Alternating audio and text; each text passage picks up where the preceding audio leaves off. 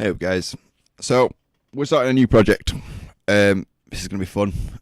So far I've just created a new project. Make sure when you create the project to define that it's going to be a 3D project. We're going to mix things up a little bit. 3D project, always going to be a bag of laughs.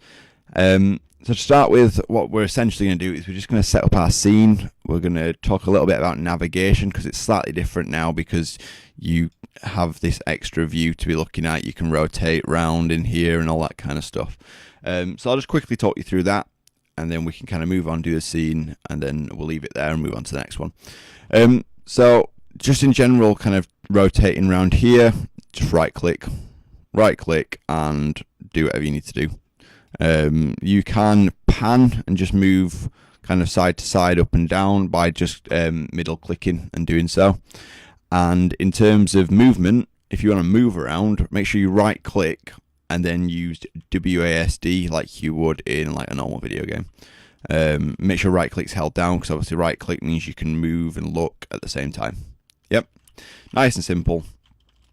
So yeah, the game we're making is obviously it's like a ball going through a level, and you know there's things that happen in there. There's certain mechanics we're going to include, but what we need to start with is we need to start with actually getting what resembles a level down. Obviously, level design takes time, so this is going to be a very, very basic, just a couple of blocks put together, just to show how they get put together. And then in the next couple of videos, we can be looking at ball movement, we can be looking at finishing a level, we can be looking at other stuff like that. And then the mechanics just kind of go on from that point in this series of videos. So to start with, we've got an update download failed for SteelSeries Engine for some reason. So yeah, there's that. Anyway, so yeah, as you can see, completely fresh project, completely fresh scene. There is nothing in my assets. There's nothing in this scene at all other than the default main camera and a directional light. I've set up the scene a little bit better because I mean just my UI to have the scene on one side, the game on the other side. That's just how I prefer it. If you prefer to use the default where you switch between them up here, that's fine as well. I've also activated Collaborate because I'm going to be using it throughout this project just to make sure my work's current and to back it up, because that's always key. So for the time being, I'm going to be in the inspector. So to start with, I'm going to right click in here. I'm going to create an empty object. I'm going to set this to 0 for the simple fact that it makes life a little bit easier. And I'm going to call this level assets. This is just tidying up, essentially. This is making sure we start as we mean to go on. In here, I'm going to create another one, and I'm going to call this level pieces.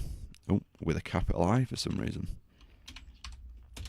The reason I've got a separate one in here is because what I don't want to do is when I start adding extra mechanics in, such as teleportation or movement for objects, I want to put them into a different thing so I don't get confused in case the levels are quite big. So in level pieces, I'm going to make sure I've got that selected. I'm going to right click, I'm going to go to 3D object, and I'm just going to add in a cube. Bear in mind we're setting up the level first, and then we'll be adding in the character in the next video. This is just to kind of show how to set everything up in here. So here we are. Here's our little cube. So R to scale, I'm just going to get something of a reasonable size set up with this. Obviously this is the game view. If we think about the ball being in the middle of this, we know we're going to need to move the camera around. So I'm going to bring the camera back, I'm going to bring the camera up. Remember, moving around in here. It's in a 3D perspective now, so we need to be careful with this. I may even bring it up a little bit higher and a little bit further away, to be honest, just so I can add a little bit more to it. Maybe this is going to be the first one and we're going to move right. So that's what I'm going to do. Right, so we've got this in here. If you go into here, what's quite interesting with the primitives is by default it adds the box collider. We need that. That's what's going to make the ball actually hit that and kind of stop moving like in real life and that. So from this we want to obviously go from there and add in some more. So I'm going to go in and create another cube, and I'm going to move this around. Quick trick. So I'm going to basically what I'm going to try and do now is I want this corner here to match up perfectly with this corner. If I try and move it, you can see it's gonna take me a while to get that spot on, isn't it? Like, even there, which kind of looks right, if we zoom in on, there's a gap there, it's not quite lined up there. So what I prefer to do, if you hold down V and click that, you can just pick it. It goes to the different vertices on this shape and says, oh, is this where you want it? So there, I know for a fact that that is perfectly where it should be. Obviously, I need to scale it and stuff first, just to get, I'm going to go for like a little path at the back. Yet again, move to movement tool, move it to where it should be. Yep. Also, another quick way of doing it, I can just press Control D to duplicate, and you can see now we have two different shapes. So this one, yet again, is going to be another path that's going to come down. I'm going to connect it up to there. I'm going to duplicate again, and just for the sake of setting up a quick level, this is going to be our endpoint, which is going to be there. So the idea of this level is to start here, go around here, get to there. Obviously, your levels will probably be a lot better. You'll have put some thought into them. You'll have put some design choices into them. Just in general, a lot better. For the sake of this, I'm going to be moving the camera, setting that up. But in a later video, I will be going through character controllers, and I've got a couple of different ones. I don't know whether I'm going to show you all of the different ones I've got. I might choose one or two, but we'll see. We'll see. The idea is I'm going to try and get as many of these videos down with as many different mechanics and choices, so that games are completely different, and you can always reuse these videos for later projects. So yeah, we've got some pieces in here you could go through. You could rename them if you wanted to. I'm not going to really bother, to be honest. The cubes. If I wanted to select one, I'm not going to do it in there. I'm just going to click on here and select one of them. But yeah, we've got our 3D level in there. We've got it set up where all the 3D objects are linked up. Just to test it out, I will make the ball. I'll just make a sphere. Put it kind of in the middle, around here. Be careful, because although the shadow in here, if you look, the shadow looks like it's right in the corner. The problem with that is the light's up there, so it's gonna look like it's right there. The light's not right above it, so I can see it's about here, isn't it? And it's just because it's high up.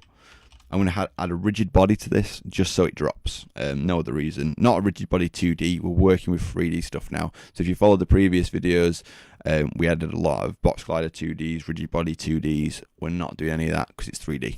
Duh.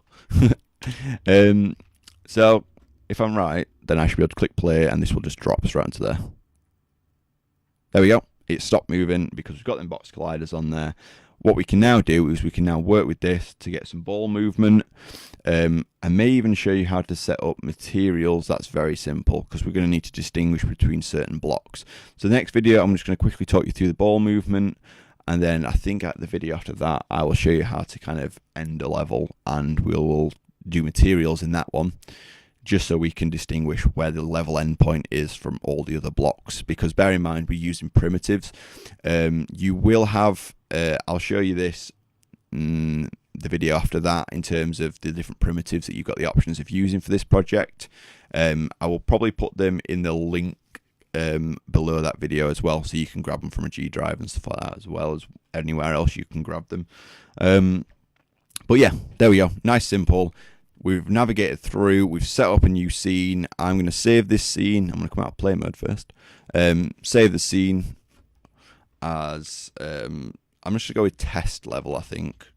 Test scene, because this isn't going to be the final scene. Very quickly, if you did the last video, you'll know that I like to make sure these are all set up nice. Actually, I'll just duplicate that one. So I have my assets, my prefabs, all that kind of stuff. Come on. Oh, that'll be why. I've got a dodgy keyboard where F2 doesn't mean F2, it just turns down the brightness. So this is going to be prefabs, F2 materials, scripts, and I might make one last one and just call it objects. So yeah, let me drag that straight into there. Jobs are good, and we've got something in scenes. We haven't got any assets yet because we can't prefab. We can prefab stuff now, but there's no need to. We'll prefab the sphere when we've set that up, but we haven't set it up just yet.